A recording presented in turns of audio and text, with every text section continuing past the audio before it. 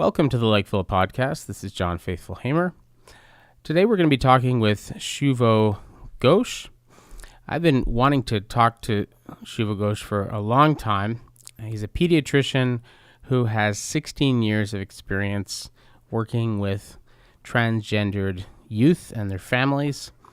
One thing that's frustrated me a great deal in trying to make sense of the whole trans phenomenon is that you have people on the one side who are sort of for it, and for the most part, kind of people who write op-eds, for the most part, they seem to have a sample size of one, sort of an N of one.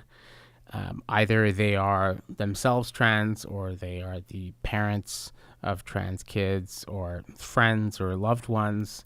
And so, obviously they have very interesting things to say, but you always are left with the question, is this person actually representative or are they not, right? And then the people who write these sort of diatribes against trans communities usually have an N of 0. They have even less, right? So I've been trying for a hard time to find somebody who has a large sample size, who's worked with a lot of these kids and teenagers and their families and can sort of help us to make sense of all of this. So Shuvo Ghosh is exactly the person that you want to talk to on this subject. All right, well, before we get into the podcast, a couple of things. First of all, if you'd like to support the podcast, and we need your support, there's a couple of ways that you can do that. You can support us by sharing the podcast in social media, on Twitter, Facebook, whatever social media you use. You can like us on Facebook, join our group. You can just put in Likeville and you'll find us. You can like us on Twitter, follow us on Twitter. It's at the Likeville Pod. You can also support us financially by going to patreon.com and looking up the Likeville podcast and supporting us that way. That's another way to do it. Our sponsors are very important. It costs a lot of money to make these podcasts, to put them out there, the various subscriptions to softwares and to various platforms that we have to take care of, and then also the producer of the podcast has to spend a lot of time editing these and putting them out there. So if you think it's important that we have sort of civil, intelligent, long-form discussions, right? I mean, right now, so often you listen to the radio, you watch TV, it's people arguing with each other, back and forth. It's sort of gotcha journalism where you interview somebody and you have like a 3-hour long interview with them, and then you edit it down to 20 minutes to make them look like a complete idiot, or whatever, make them look like whatever you want them to look like. So I mean, here on the Likeville podcast, we don't play those kinds of games. We're not engaging in gotcha journalism. This is a long discussion. We don't have any time limits on our conversations, and we're trying to actually have sort of people getting together and having an intelligent conversation about important issues. So if you think this is important, support it, right? Support it. It's important. This podcast is also brought to you by our sponsors. We have a number of sponsors of today's episode. The first one is Seb Furtado Photography. Sebastian Furtado is a professional photographer. He will teach you either online, or if you want, even in person, if you happen to be in Montreal, he will teach you how to use your camera. They're just the nuts and bolts. This is not like an artsy-fartsy class where it's, sort of like express yourself. He will teach you how to use the tool, how to take really, really good pictures, and then he'll also show you step by step how to edit them in Photoshop and Lightroom. And I can tell you that I have seen friends of mine one of my friends, Nathan Pigeon, who is, actually like a machinist. He works on diesel engines, and stuff like that. And he took one of Sebastian Furtado's courses, and just within 1 week, the quality of his photographs was just night and day. It was much, much better. I mean, he improved after taking a little class with Sebastian more than people I know, former students of mine who went and did photography courses at Dawson or Concordia University. Sebastian really is a very, very gifted teacher. He will teach you the nuts and bolts of how to take a good photograph and how to edit it. So if you're interested in taking one of his online classes, or perhaps taking one of his classes one-on-one, if you're interested in these, go to www.sebfurtado.com/store for more information. Today's podcast is also brought to you by Good Mix Foods. I just ate some of this before recording this podcast. It is absolutely fantastic. The one I just had was, what's in this thing? It's chia seeds, buckwheat, pumpkin seeds, almonds, flax seeds, sesame seeds, dried coconut, raw cocoa, nibs, dry. It's just absolutely delicious. You have it with yogurt. Wonderful stuff. Good mix.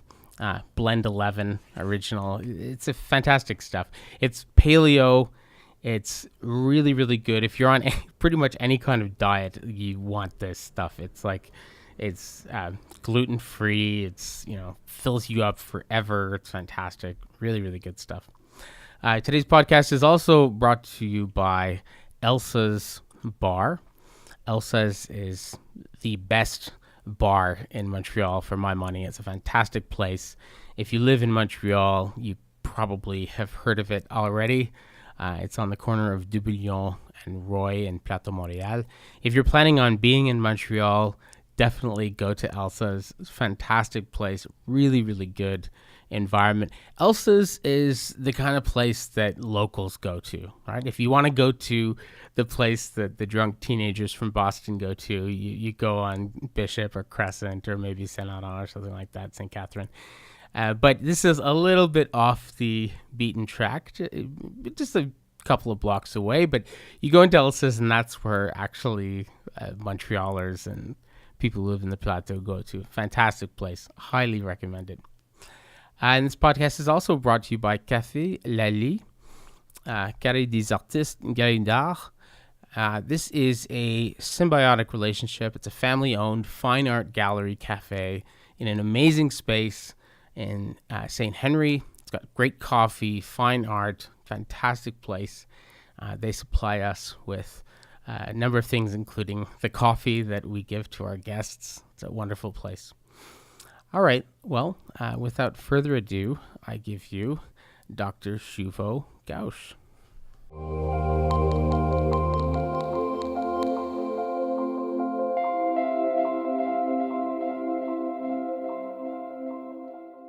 Welcome to the Likeville podcast. This is John Faithful Hamer. Today I'm going to be talking with Shuvo Ghosh, who's a pediatrician who works with trans kids and their parents and kids that are, in general, just gender nonconforming. He's also a writer, an activist, a musician. Do you still have a band? Yeah, absolutely. You do? Okay. Yeah. Well, welcome to the podcast. Yeah. So why don't you tell us a little bit about yourself and how Sure. you ended up doing, because I mean, when we were at Hopkins, what you're doing right now did not exist. Right. So clearly you did not learn this in Baltimore. Yeah. So how did you end up doing this? So it's a great question. I mean, you've given a little mini intro, and I think that's a nice synopsis. I've got varied interests, and I think it's because I've got varied interests that I kind of ended up almost falling into this area of healthcare. And I will say that, when I was at Hopkins, I did have the chance to meet a couple of the early maybe pioneers. Some would call them, conjecturers about this topic. And it was it was kind of early on in the understanding of what the pediatric population would really do when it comes to gender. So I actually, during my my residency training in pediatrics, encountered a couple of teenagers who were questioning not only their sexual orientation, but started asking questions about their gender identity. And to me, I just thought it was a very interesting question to ask. It's having decided to specialize in development and behavior. I thought, development isn't just physical. It's emotional, it's spiritual, it's psychological, and gender is one of the questions that that comes up in a variety of situations, right, in our society. So essentially, having worked with a couple of those kids, as a resident in training, just kind of wondering more about how best to care for kids who even ask these questions.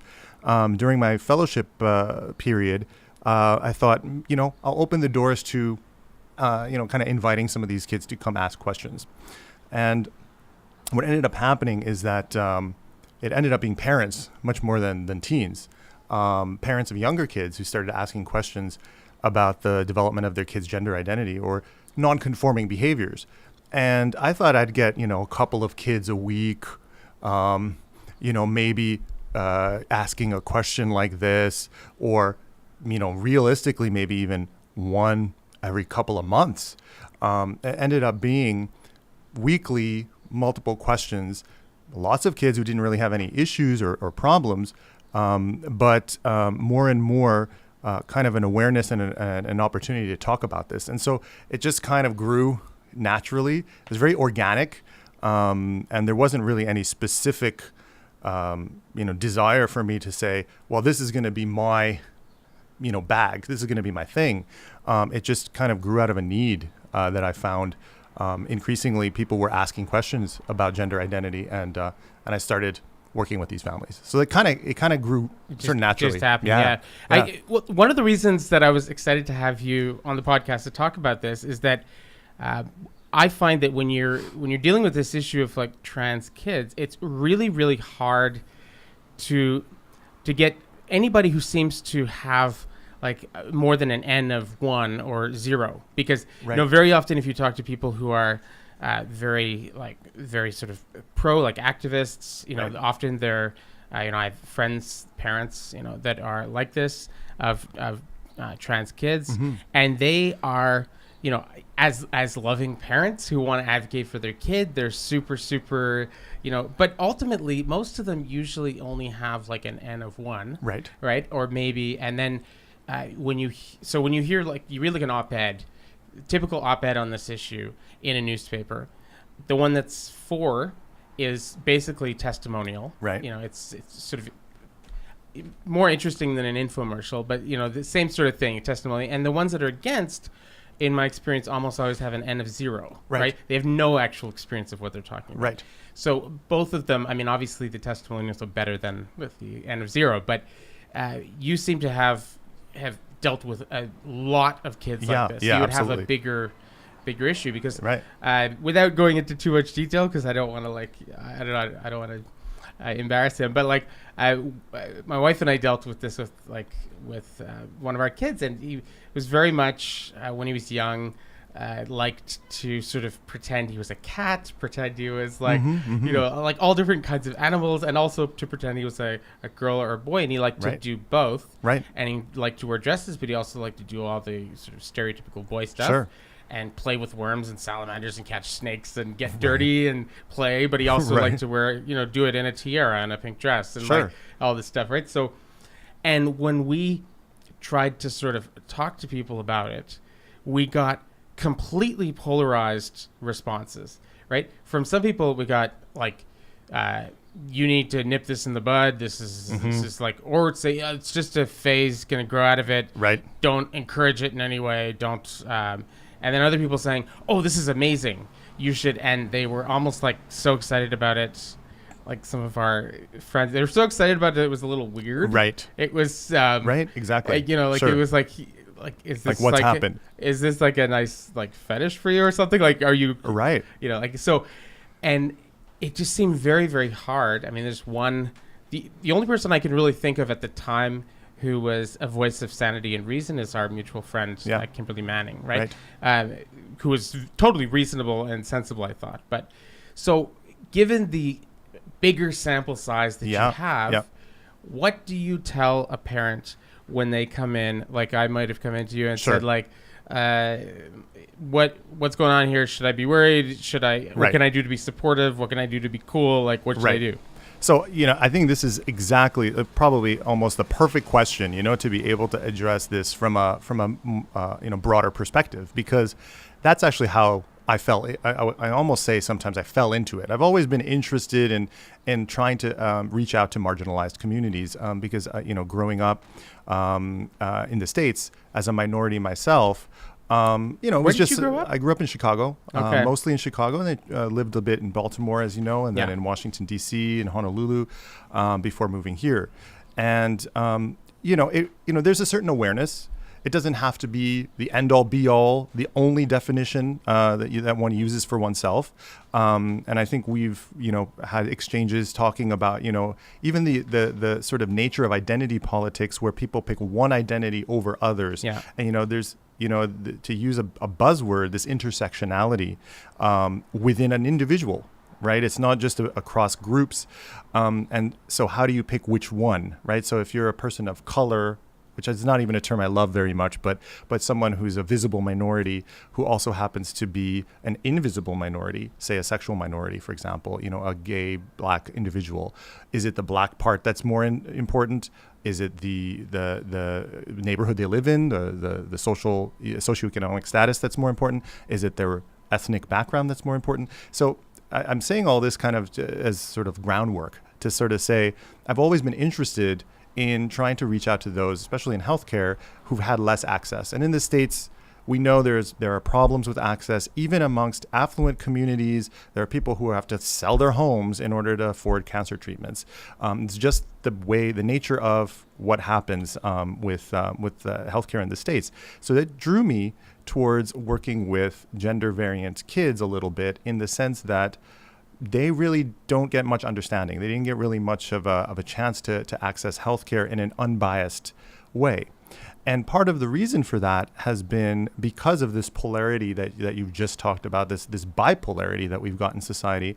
And it is really almost, I would say, driven ideologically on both sides. Yeah. Right. And so this is the problem. It's because, people who argue that that those who are advocating for, say, trans rights, for the gender nonconforming to sort of exist and get access to medical care, that those people are somewhat ideologically driven. Some of them are, right? Some of them absolutely are. So a point is being made. There's a valid point. The people who are making that point, however, are also ideologically driven, many of them, right? Who are saying they really don't actually think that this kind of a phenomenon is feasible or biologically sound, or they're quoting certain statistics and often very, very much cherry picking what kinds of studies that they're looking at in order to try to disprove the ideological part of this, what might be called a trans phenomenon, or gender ideology is like a buzzword that people are using as well. So it's really goes more than that. It goes far, far larger than that. And when you start actually having clinical experiences and personal contact, not just in passing, not just with that N of 1 or N of 3. Just reading op-eds and stuff. Reading op-eds, and videos, you go to dinner with a group of friends, and oh my goodness, one of them is a trans woman. Oh my God, let's hear her story. And then you get that story. You get one. As soon as you sort of open it up and you actually get the chance to also, and I have to say I'm very fortunate as a clinician to be privy to confidential, real, very in-depth kinds of conversations, which people are not even going to talk about and don't feel comfortable bringing up, even if they're arguing for their own rights. They may find a limit and say, this is as far as I'm going to reveal. I can't go into further details. But with a physician, with clinicians, with team members in our healthcare team, they will be able to talk about that. And so having access to that comes back to maybe a clearer way of looking at the question that you started out with, the question you posed, which is, if you've got a non-conforming child, kind of interested in a bit of everything, or sort of both sides of the gender, sort of gendered behaviors that we've got in our society, the toys, the clothing, all of that stuff. Should you be worried? Should you not be worried? How should you support? Should you not even support? it is quite individualized. It's family-based. And you have to look at more factors than just the single behavior. Context does matter in a sense. And that's why I think being overly ideological about it can cause problems, because there's a presumption made that everybody fits into one category or another. They're all either truly trans kids who are going to grow up to transition fully, or nobody is trans, that trans is just a made-up phenomenon, it doesn't exist. Neither of those is true. And so what I usually tell parents of kids who are non-conforming or sort of exploring is that exploratory behavior is normal. And some of these kids may actually start talking about more inherent or core characteristics about themselves that do reflect an identity, that they do reflect that they are not necessarily feeling comfortable in their body or in the role that they've been given. And so how far can they go to stay comfortable? Can they actually still remain comfortable without ever having to socially transition or push the envelope or do any kind of medical interventions? Some of them absolutely. So I will explain that to parents, especially of younger kids, saying, there are plenty of kids who do exploratory behaviors. It's not that they grow out of it, but it evolves, it changes, and it is expressed in another way. And for others, it persists, but that's all that persists. It's not necessarily the case that they're all going to decide. Yeah, our kid completely I'm grew going out of it. Transition. Completely. Right. It was just like kind of having fun, like a little shapeshifter, right. Little kid being right. like morph, because it wasn't just like style. morphing over like boy-girl boundaries. It was morphing over boundaries of like the animal world, becoming right. like I'm a dragon today. I'm exactly. like I'm like all sorts of stuff. I mean, right. They're like living in this sort of liminal space. And I think right? and that exactly is true. And I think what's been difficult for a lot of people to understand is that the development of a gender role has to pass through that liminal space as well, right? And that development, you can't necessarily force it, right? And there are certain inherent characteristics. And people say, well, obviously, biology, as if, like you just bold-face biology in all caps, and then the argument is won. It's over. Well, yes, but we don't actually know all of biology in the complex networks that exist in our brain. We have lots of clues. We have increasing evidence that there are certain pathways, but everybody does have a certain personalized experience because of what something that maybe you have talked about in the past, and I'm sure you've read about this whole epigenetic phenomena that occur in our lives, right? So the genes you're born with, the chromosomes you're born with, the body parts you're born with, they do get affected by the environment that you're exposed to, and in ways that we cannot necessarily control. Mm-hmm. It's the air we breathe, it's some of the food we eat, it's the exposures to certain chemicals that we don't even know are actually in the air until we test them 20 years later and say, oh yeah, I never knew living next to that factory had also these effects. So it's a lot of extra stuff that's in there, and we can't even sibling order. Yeah, so sibling weird order. Stuff. Like absolutely. Like second boys in families absolutely are far more likely to be gay. Yeah. You read that? Yeah. And the theory is that there's like some sort of testosterone or some genetic material that's left over in the uterus. I mean, that's right. wild. And the hormonal exposures are different. Yeah, absolutely. Totally wild. It's very, very interesting, right? So that's the stuff, right? I'm not so much. I mean, I'm interested in an intellectual sense in the biological basis of it, but for me, it's more of a phenomenological thing. Like this is someone's reality, right? And it's very, very real to them, and. So, I don't really care very much whether, what the biological reason was. Yeah. I don't like it's not, it's not hurting anybody, and it helps them a lot if they can do that. But when first with the Kinsey report and stuff like that, when suddenly conversation was opened about homosexuality, the Kinsey report said it was 1 in 10, right? And then later on, they realized that Kinsey had actually sort of heavily sampled certain populations, and that was actually not true, and the true number was more like, what did they say, like 2.53 actually, around 3%. Like 3% of the population are gay. Yeah. So with the numbers that you know right now and what you've read, what are the numbers on how common are trans kids? So that depends on the definition, right? And that's another. Let's go with part. a really broad one. Gender non. So if we go with gender non-conforming, let's go all the way from like hardcore tomboy, very kind of a kid that's just very sort of androgynous and can sort of let's go with a really broad one, from somebody who's very, very androgynous to straight up girl in a boy's body, boy in a girl's body. Wants to transition. Let's go full deal. Nice and broad. What would you say a number? Ballpark.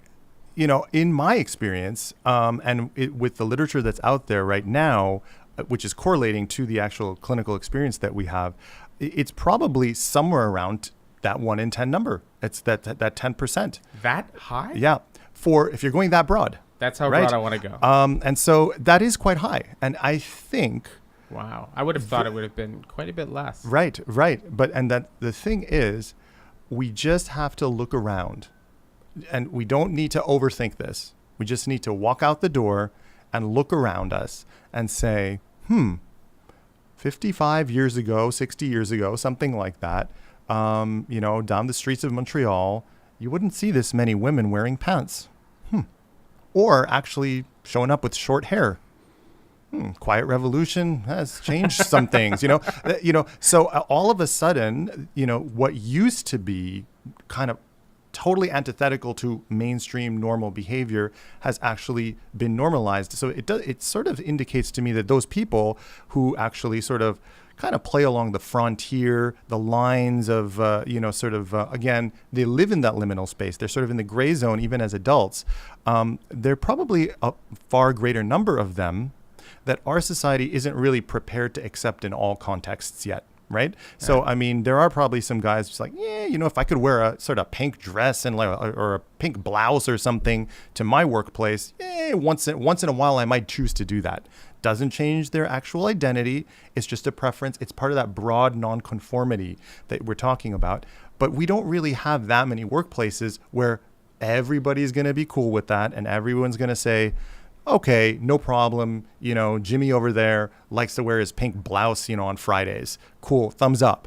We have a lot of judgment still about those kinds of things. And it goes both ways. It's the extreme tomboys, the women who are, come across as very butch. They get sort of categorized into sexual orientation definitions, or there are stereotypes made in a prejudicial way. So there's that bigotry that's almost felt subtly, even if it's not stated or expressed clearly. So a lot of those people just sort of do it on the weekend, or do it in the safe spaces, or do it when they can, or maybe they don't do it, they think about it. But when they get a chance to clinically express it, when you're taking a healthcare history and you're asking, where do you stand on these kinds of things in your own life? What do you want to do? If you had the full freedom, wave the magic wand and the world were exactly as you wish it, a very significant percentage of people would say, I'm not really as much of a fan of the sort of very binary model that our society has set up, or at least the binary creation that exists in the West, the way we've defined it. There might be another sort of expanded binary model that still fits and a lot of people are comfortable with, but that allows for more interplay between the two sort of polar opposites and the polar extremes.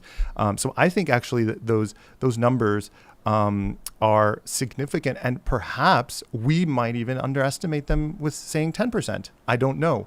I'm not going to say that I have a definitive answer on that. Is it a slight overestimation? Is it a slight underestimation? Perhaps. It's emerging info still. It's a conversation we're still having. So what do you think is the overlap between homosexuality, bisexuality, and sort of gender? Because, once again, going back to my whole problem of like the N of one or zero. Right. If I look at my students, my trans students and gender nonconforming students that I've had, which I don't know, if I were to total it all up, maybe it would come up to somewhere like 100 over all the years. Sure. I would guess, right? The ones that were out and I knew about. In my limited experience with an N of approximately 100, it seemed to me like the vast majority of them were heterosexual. So there was not unnecessary overlap at all. Right. And so there were some, but it didn't seem like, it seemed like just as normal as somebody who was sort of a boy in a boy's body being interested in girls. If it was a girl in a boy's body, he was interested in girls. Right. She was interested in girls. Right. So what is you have a far bigger N than me. So what is the overlap? So, I think this is actually a really interesting question because I think there is some conflation, right, that occurs big time. Yeah. between... That's why I pointed out, because in my experience, the conflation is not true. Right. There's exactly. Yeah. There's conflation about sort of feminized guys or masculinized gals, if you want to use these terms, who get labeled as gender nonconforming in that broad sense that we just talked about, but are not actually trans. Yeah. Right. And so if we parse it a little bit and we sort of like kind of try to figure out now what are the subgroups under that broader umbrella of nonconforming group, there's certainly a significant percentage of those people, youth and as they go into young adulthood, who decide for themselves how they're going to express themselves, clearly, and how their gender is the most comfortably expressed, but their sexual orientation tends to conform to whatever gender identity they've got, right? So there's actually probably just as many gay trans people as there are straight trans people. That's been my impression. Yeah, I mean, if you look at the general population, say how many gay individuals are there amongst a group of sort of gender conforming and gender congruent individuals, that percentage is probably roughly the same percentage if you just had an exact same number of trans individuals. And I think what causes this conflation and what causes more of the confusion is because these are all gender and sexual minorities who are marginalized groups. Thank you so much, Sebastian. Thank you. Really appreciate Sebastian that. just brought us coffee. He's a beautiful man. Yes, thank you. Really appreciate it. Yes. Oh, yes. yeah, nice. Thank you. Thank you, Café Lali. Yes. All right, so you were saying, yeah. So what I would say is that those... cheers. Oh, yeah, cheers. Thank you, John. Appreciate it. I would say that those... the fact that they're in marginalized groups allows even for people who are outside of those groups to kind of conflate things because... And people within the group end up slightly conflating things too, because it's just as not all lesbians and all gay men share sort of the same values or have the same access to healthcare or the same access to economic opportunities, but they're lumped together as a group. And again, we talk about different sort of layers of opportunity. A visible minority gay man and a European descended white gay man may not have the exact same experience. They may not have the same exact kind of opportunities that they may not, right? It's sometimes a flip of the coin. It's where you live. It's who you've met along the way, what neighborhood you happen to have settled in. And sometimes that's literally a flip of the coin. Certainly in places like Canada and Northern Europe, it's more of a flip of the coin than it is in a lot of places in the US, where you don't necessarily get to just pick and choose as freely. But all of those factors end up lumping groups into larger segments that may not actually have natural kinship. So I think that's what ends up happening is that you've got LGBTQ, you can say I for the intersex community, and you add even others who are just non-conforming and a sort of plus.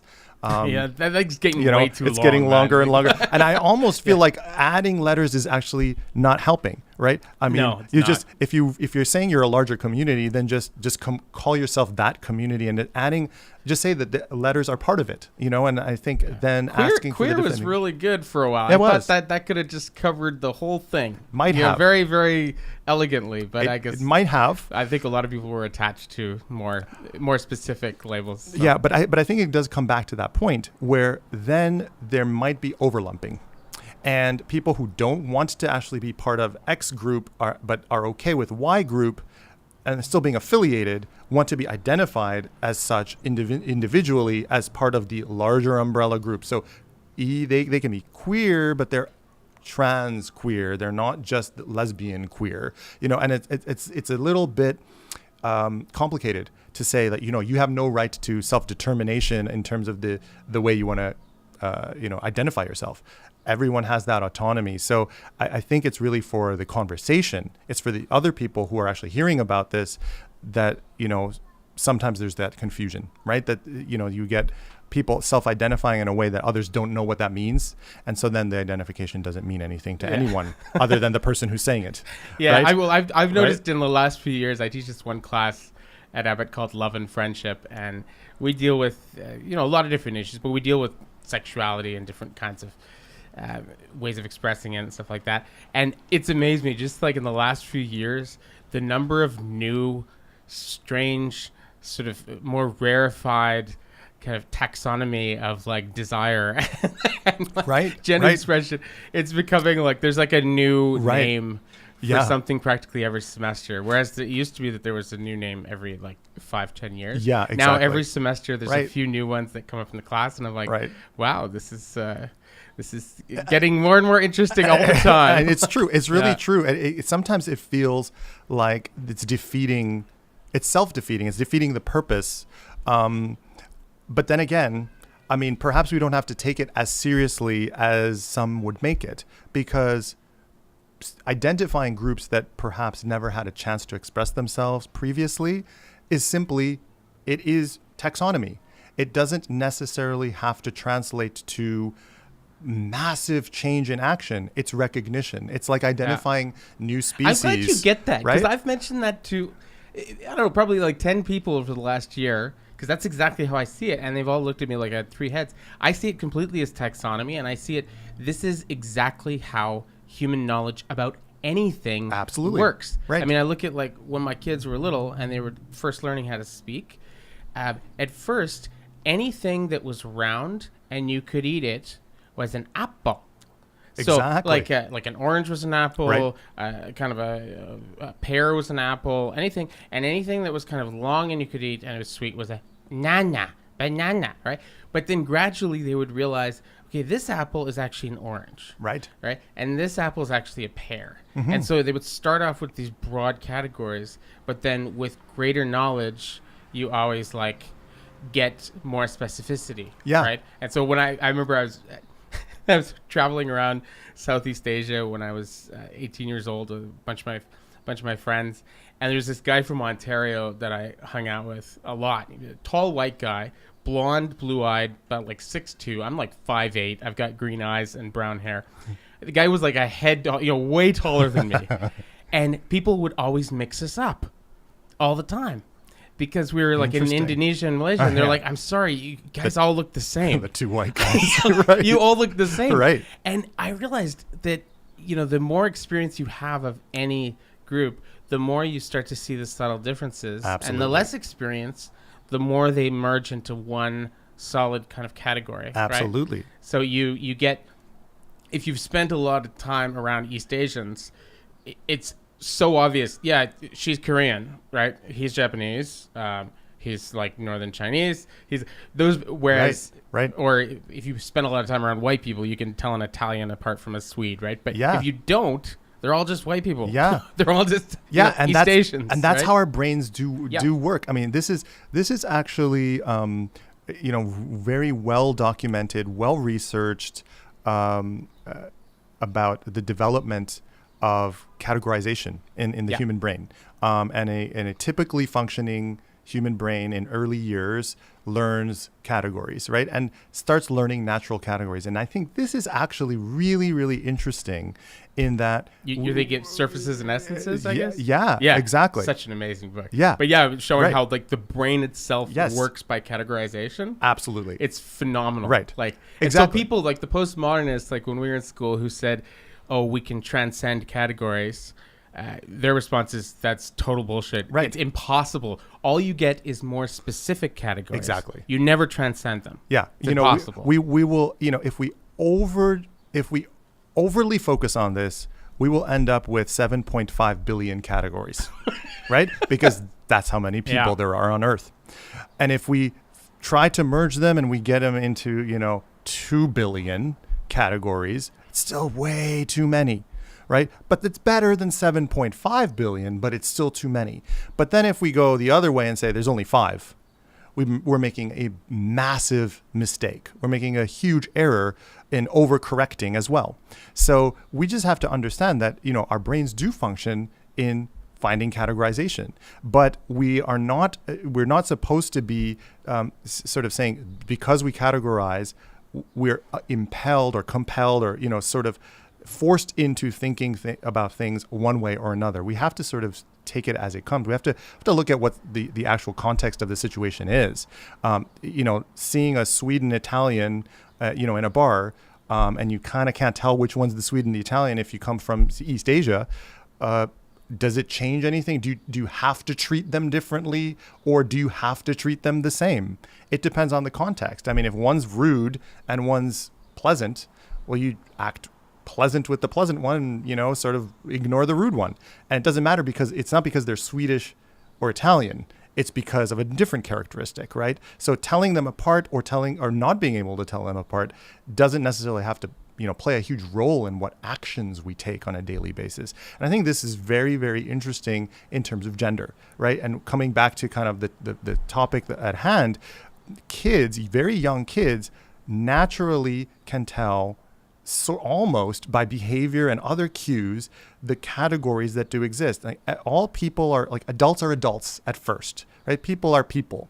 And then they start realizing there are different kinds of body shapes and types. And there are what we call boys and what we call girls. And, so we start adding extra information. It's just like saying a banana and an orange. I mean, they can see there's a difference between the shapes. So if we start adding extra information by saying oranges tend to be sort of sour and citrusy, bananas are sweet. Usually when they're ripe, they're sweet. We've already shaped them to think oranges really aren't sweet. Mm-hmm. And bananas don't tend to be sour. So when then they get an unripened banana, a green banana, and they bite into it and it's sour, they're like, "What the? This ain't no banana," right? So we've given them extra information about what's a natural sort of categorization that their brain is starting to figure out and develop on its own. So that's the subtle part. Like, we can't help it. Of course we're going to provide information, but we have to be clear that kids start recognizing people of one gender or another, or people who are sort of non-conforming in their gender as a category too. And we start telling them, well, no, you're supposed to categorize them. You should pick one of the two for those people. See those people that you can't really tell? Pick man or woman for them. And the kids are like, I don't know, I can't really tell. Like, they don't seem to look like a man or a woman, and they seem like another group to me. But if you tell me, Mom, sure, okay. So that's how they learn to almost decategorize the people who are sort of non-conforming. And I think it's an actual natural category that does exist. So the kids the youngest kids have the least problems. Like, siblings of the non-conforming kids, older siblings tend to have more of an issue with it. Younger siblings tend to be like, oh, yeah, I kind of knew. Yeah.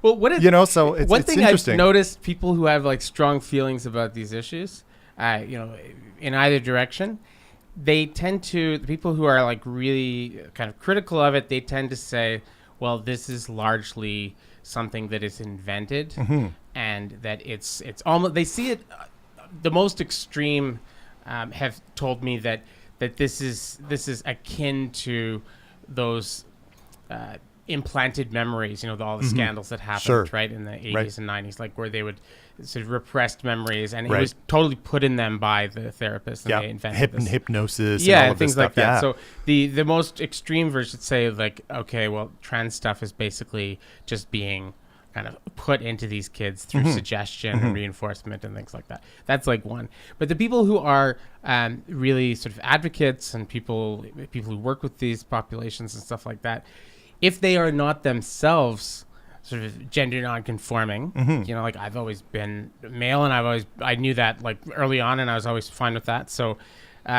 those people, I find that if you talk to them enough, they have a sort of a conversion experience. They have a conversion on the road to Damascus experience where they sort of realized, okay, wow, trans is like a thing. Right. It's real. What was yours? Yeah. So for me, I mean, I have to say, early in my life, the only exposures I had were probably the ones that, most people had, because I didn't actually personally get to meet trans people, but I'd see them on Oprah, or I'd see them on a talk show somewhere, right? And it was like, that's a different group. And it was purely based on the presentation at that time, and cross-dressing was sort of the presentation for all the gender non-conforming people. And it didn't really talk so much about the gender non-conforming female to male population. The women who were masculinized or androgynous male presenting, or sort of more butch presenting, if you want to use that term. That wasn't really the focus. It was mostly men who dressed as women as it was presented. Now, many of those were actually trans women, but they were presented as cross-dressers or something. So that was my exposure. And so I kind of saw it. That kind of doesn't count, because I saw that stuff too, and I just thought, well, that's like being goth or being a rocker. Well, that's kind I of just thought it was like a fashion thing. Well, that was me too. That's what you are. That's the style of being in the world that you're most comfortable with. Exactly. And I was like, more power to you. It was not the same thing. As not at all. Not at all. So what? Yeah. So I guess what I'm saying is that was sort of my worldview at the time.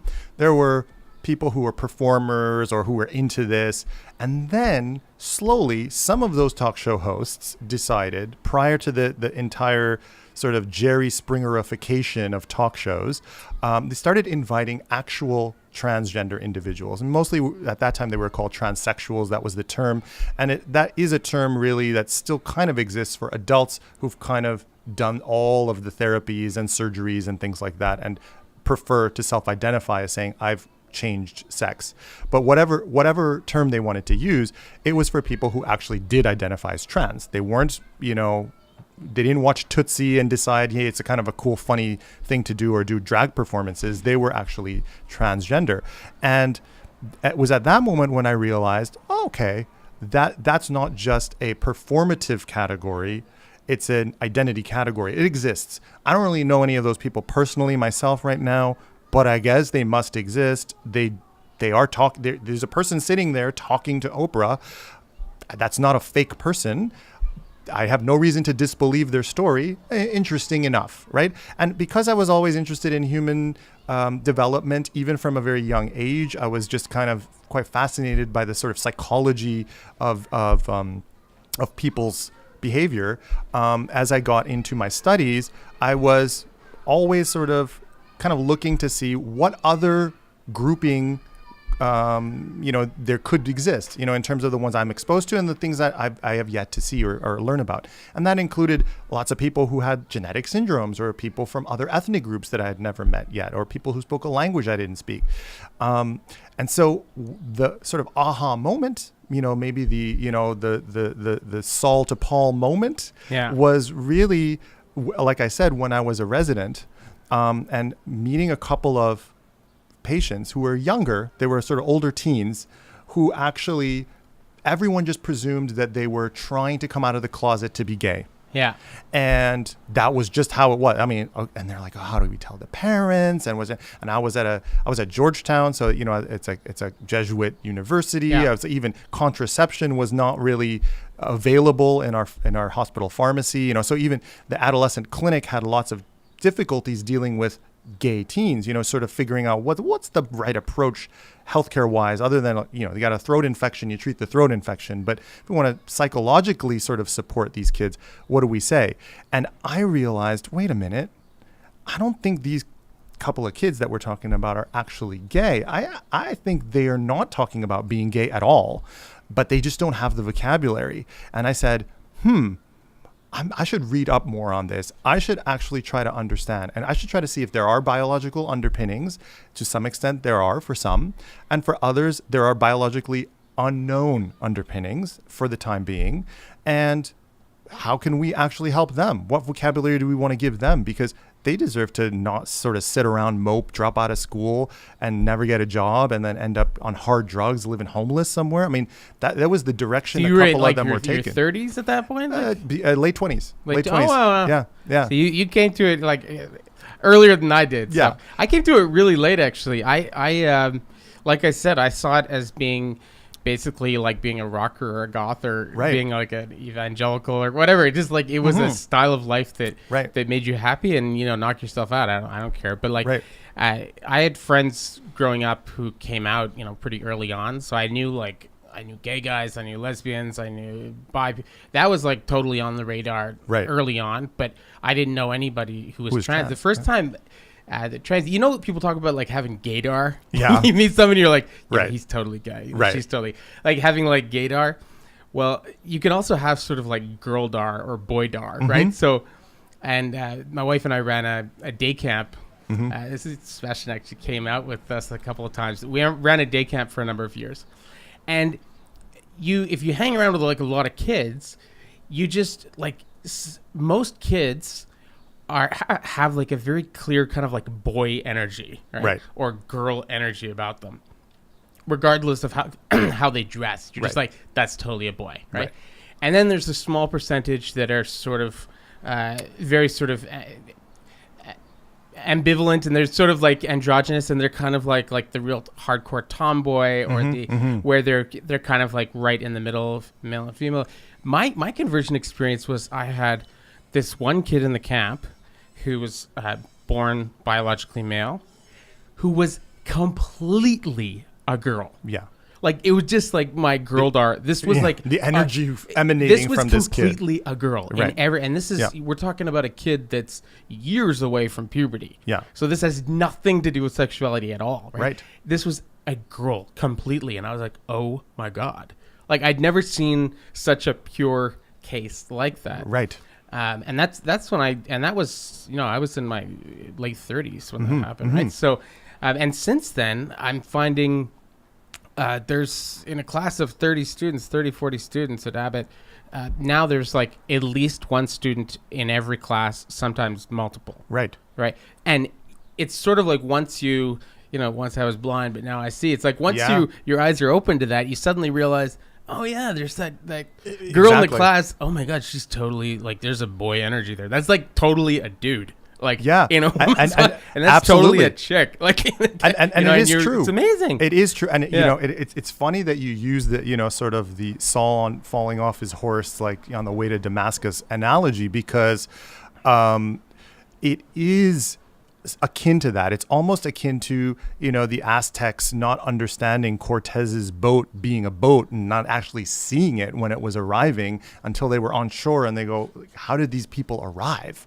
What brought them here? And it's Quetzalcoatl, right? It was, and then the next set of boats that came, they were like, oh shit, here come the boats. Like, oh man, now they know what boats are. Like now they know what those kinds of boats are and what those sorts of ships really look like.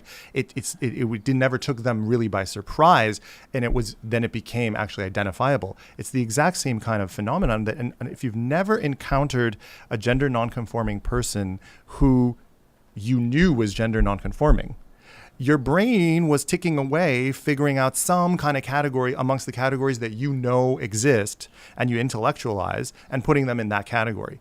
And once they come to you and say, actually, I'm of this category, you've never heard of this one before.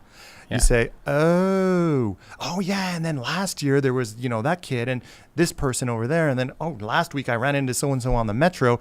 They must be in that category too. It all starts making sense, right? So it is true that there is an almost conversion type moment, not in the sense that most people would use that word, but it's sort of a wake up moment. Let's call it a wake up moment. There's a word for it. I'm trying to remember what it is. The neuroscientists talk about this, and people study cognition. It's called the pop-out effect. The pop-out effect, which is that once you see a certain thing and you can delimit it from a field, it becomes very easy to see that. Right. So, and one of the things that I show, when we had the day camp for a number of years, I'd show the kids, if I teach them how to see, for instance, there's like a little green tree frog that is completely camouflaged on the leaf. Now, if you just look at it quickly, it just blends into green. But if I show them where to look on the plant or on the tree, on the leaf, and to look in a certain place and say, do you see the frog? once they see the frog and that imprints on their visual field, they get what's known as the pop-out effect, which is like now when they look at, suddenly they see frogs everywhere. They're like, oh my God, they were all over the place and I didn't see them. Right. And suddenly they realize there's like 20 tree frogs on that bush.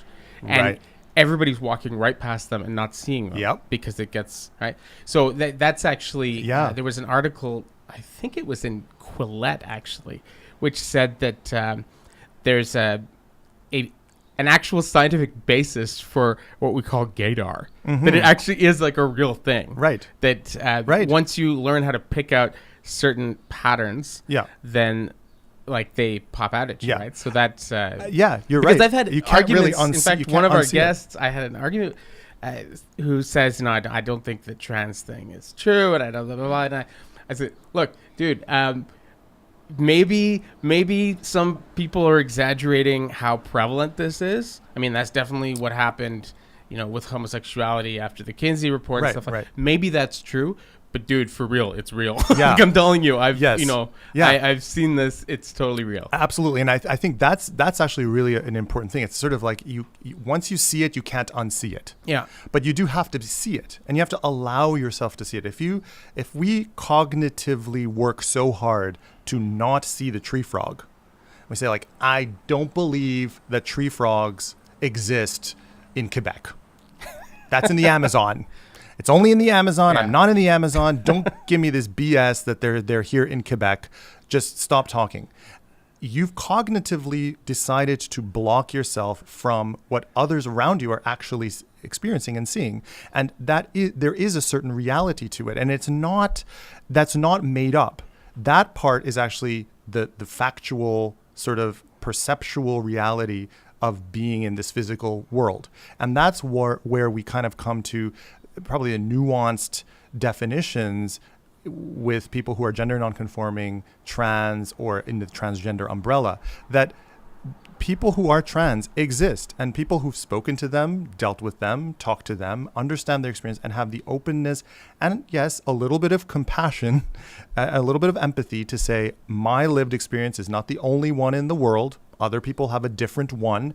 Mine applies to my life and what I've been exposed to. I might have a slightly different story that I hear when somebody who's had a completely different experiential history is going to present. If you do that, if you're able to sort of come into it with a bit of openness, then you see it, and then you can't unsee it at that point, right? And so it's that step of fully accepting that perhaps this is real. Once you've accepted that, then there's no debate that, maybe it's real or maybe it's not real. You've gone past that. You've all passed that line of argument. The thing that probably complicates it and makes it, makes the skeptics sort of get louder in their voices, and that the opposition to people even being gender nonconforming kind of feel empowered to sort of express that opinion more and more as people emerge in mainstream society as being gender nonconforming, is that they see that as a purely behavioral phenomenon, which is trendy, or just like you were saying, goth kids like, goth boys like wearing dark lipstick and lots of facial makeup and pierce their ears like in 7 places, and that's a look and it's a cool thing, but there's no inherent biological basis to that. It's a preference. So let's just posit that it is a preference, that people who are gender nonconforming choose to present themselves in a nonconforming way based on pure preference. Okay. So what? So what? Yeah. I guess if that's the some people ideology, like to get facial tattoos. If that's the ideology, if that's what we have to, if we have to accept, yes. Nothing says I don't want an office job quite like facial tattoos. FOMO right across the forehead. It's like, seriously, if that is the only way that you can comprehend this phenomenon being quote unquote semi-real, is to say it's a choice and there's no inherent basis to it.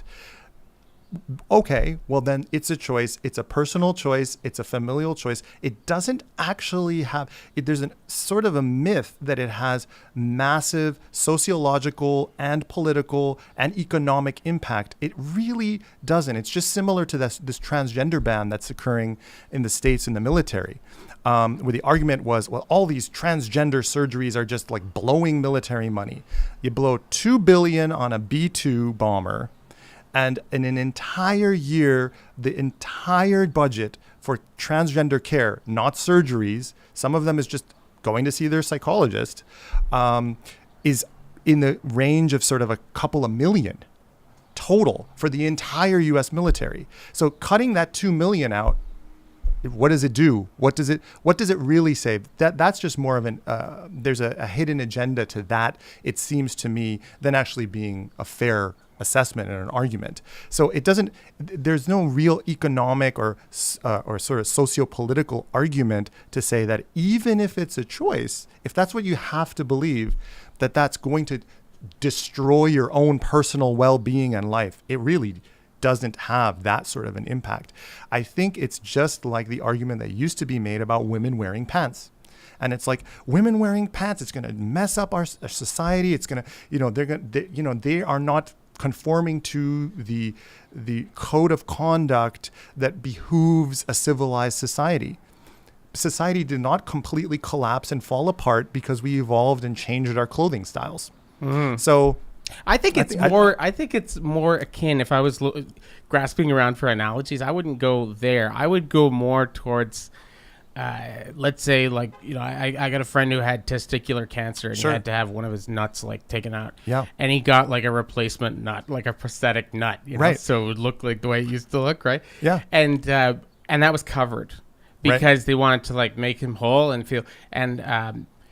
Whereas, like, if you want to get like a penis enlargement, you're gonna have to pay for that, right? Right. And a woman who's had to have like a breast removed because of breast cancer, can get like a breast implant, and that will be covered usually by insurance because it's the understanding. We want to make you feel like yourself, right? Right. But if you want to get a breast enlargement, then you're gonna have to pay for that yourself. Exactly. Right? So I guess to me, the getting the surgery to sort of conform with more like the way you feel you are, like if you feel like you're a dude in like a woman's body and you'd like to look like that more, I would place it more in the category as like getting an extra nut or an extra boob. Yeah, it's like something. In some extent, but the argument is that this is basically like getting a penis enlargement or breast implants. Like you're just getting. Why should I pay for? Someone else's breast something implant. That is purely like it's an aesthetic. Yeah. Right.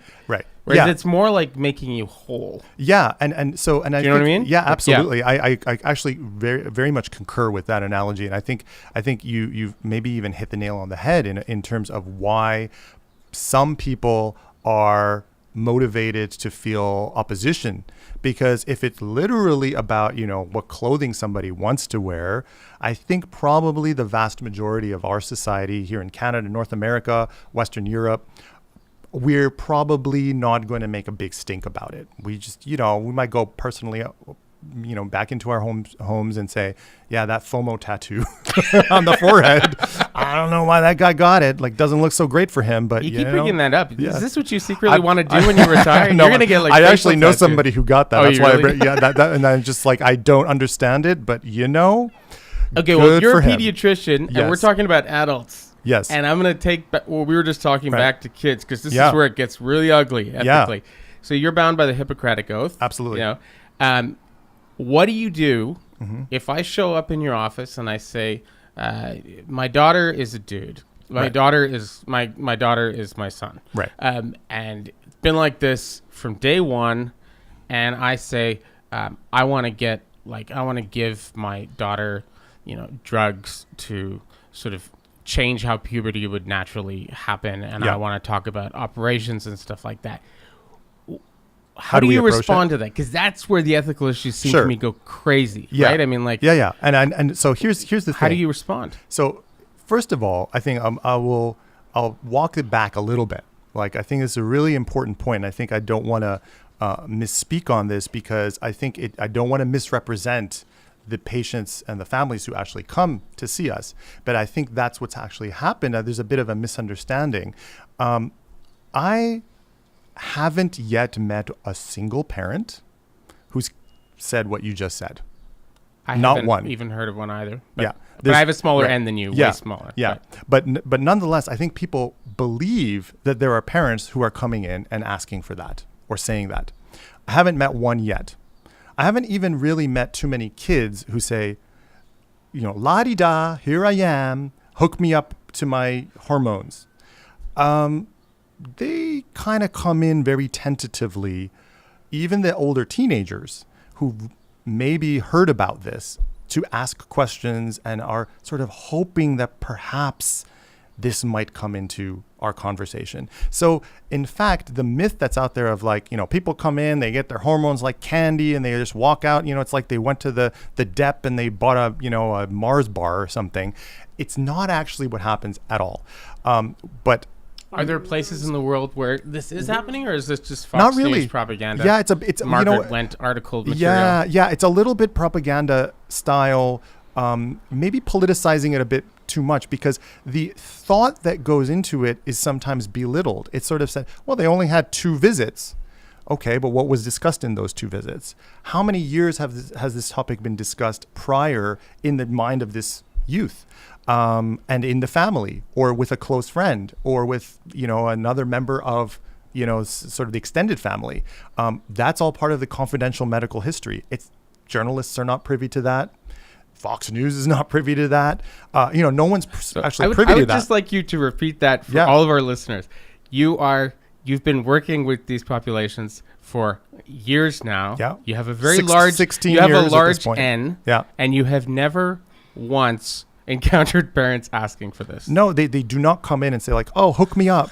They actually are like, is there some way for us? Practically every op-ed that is that mentions this. Right. And you have not even once. No, because they actually, I know, it's crazy, right? Because they actually come in to say, what can we do? We've read that there are these options, but they really they would prefer not to do anything if they could. And our goal is to say, okay, let's try to identify what's going on. Does your kid actually meet any of the criteria, psychological, emotional, physical criteria, that would warrant them being on any medical treatments at all, right? We do have to talk to them about this. Now, again, sometimes it seems, quote unquote, and I'm putting, air quotes. People can't see that on the podcast, but my hands are up in the air in big air quotes, saying that these kinds of things are fast, right? They're quick, and it does seem quick to some people. And what I usually tend to say to families is that it's always going too fast for the parents and way too slow for the teen or the youth.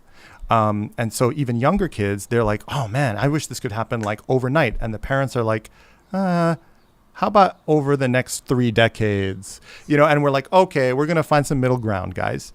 Now, there are a few parents over time, over several visits, who get kind of on board with things. And I think this might be where some of the confusion comes. They get on board, and then, you know what? In our binary world, it's just easier to be not in the middle. You're either boy or girl.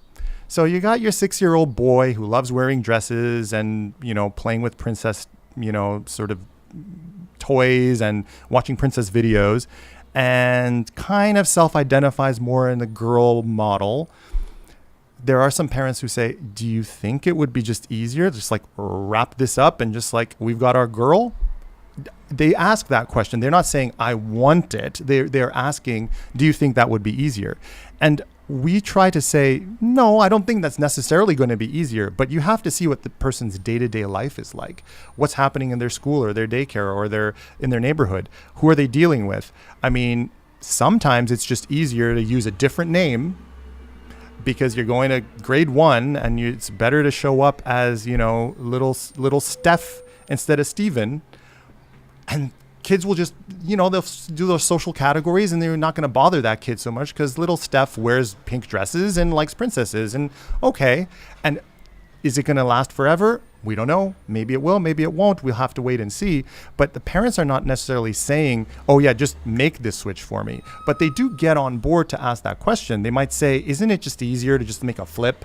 If we just do the flip and like, you know, then we don't have to think about this anymore. And we have to walk them back from that a little bit and say, well, I know it would be nice if this were really easy and if this were really straightforward and you could just like press a button and then just like make the flip and just move on with life.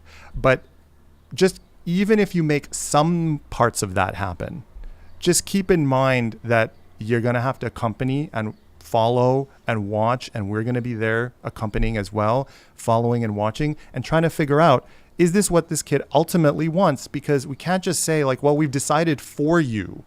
That's where the ethical piece is. We want to have the child's autonomy respected in both ways. We can't say, no, you're too young, shut it, don't give me your opinion, we're adults, we know better, you're a boy, boys don't wear dresses. That's not respecting their autonomy either. But I'm talking specifically about like drugs, right? And sure, surgeries. Surgeries, like, so surgeries come much later. If I made you king, you know, for the day, or if you were before like the Supreme Court was deciding this stuff, we got to make rules about this stuff. Right. And they brought you in. They said, well, you're, you know, Mr. Ghosh, Dr. Ghosh, you're an expert on this. What do you think the guidelines could be? You have to be a certain age to get a tattoo, right? And if you have to be a certain age to get plastic surgery, things like that. So we have thresholds where we say you can't drink at a certain point, you can't smoke at a certain point. Yeah, absolutely. So what would you say should be the rules about access to like, medical interventions or something like that? And who do you think should decide? Should it be the parents? Should they have final say, or should the kid have final say? Because in this province, I mean, one of the things I grew up with here that I think is really great, saved a lot of my friends like a lot of headaches and a lot of, you know, abortions and things like that, was that you could get birth control. I think it was like 14. Yep. You could get birth control without your parents knowing. Right. Which saved so many of my friends from having unwanted pregnancies. Right. And for those who did have unwanted pregnancies, you could get an abortion without your parents knowing. Right. I think it was 14 also, right? Yeah. So this was amazing. Right. This solved so many problems. So if they can get a major operation like an abortion, and if they can get birth control pills, which are basically hormones. Yeah. If they can get that by their own decision at 14, why shouldn't a trans kid be allowed to get it at 14 without the parents knowing anything? Absolutely. In theory, that is actually legally the threshold that we use, right? Now. Oh, really? Yeah. I mean, that we do follow that legal threshold. Now, I'll throw a caveat in there though, because this is something which I think a lot of people are still very unfamiliar about. They have strong feelings about, maybe because of misunderstandings. If we had a little less emotion involved about this and actually understood that, you know, outcomes don't have to always be bad, and people sort of have this like image in their mind that it's going to be bad outcomes if X happens or Y happens. If we actually talk about real data and real findings and actually individual experiences, in the case of a family, their own child's experience, then I think maybe we would be able to kind of just really adhere fully legally to that without necessarily worrying that families are going to, for lack of a better term, freak out.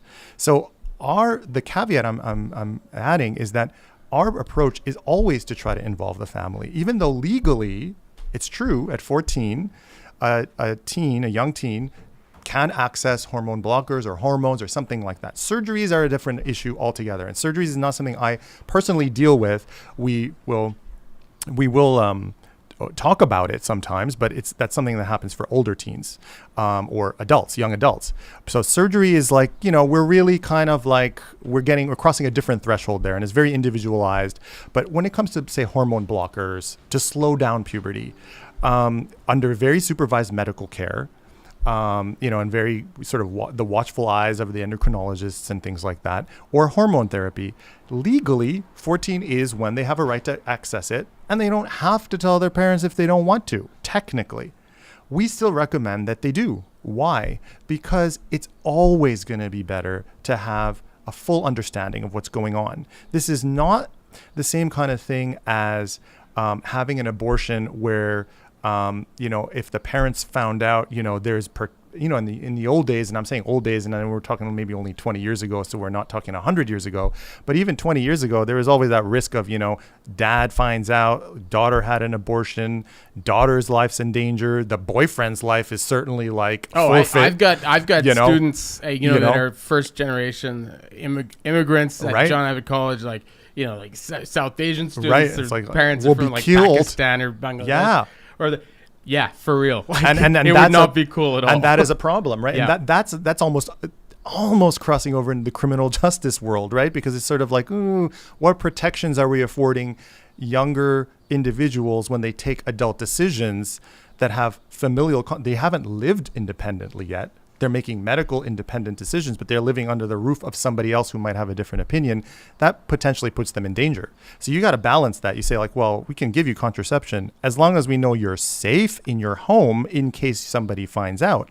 Because by giving you the contraception, you might end up getting harmed by your parents. That's actually do harm, not do no harm. Yeah. So you have to balance it, right? So the same thing goes for families where there might be a misunderstanding about hormonotherapy or blockers for hormones and things like that. And you say, well, I can't really give you these if we don't know you're going to be safe in case your parents find out. Are you going to be kicked out of the house?